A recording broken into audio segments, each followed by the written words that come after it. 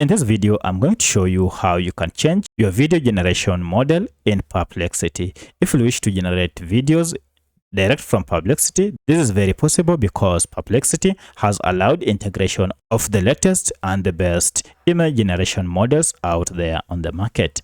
If you find this video helpful, please like and subscribe to this channel.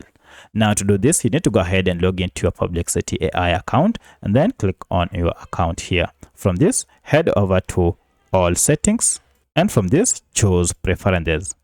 Under preferences, go to the artificial intelligence section, and below it you should say video generation model.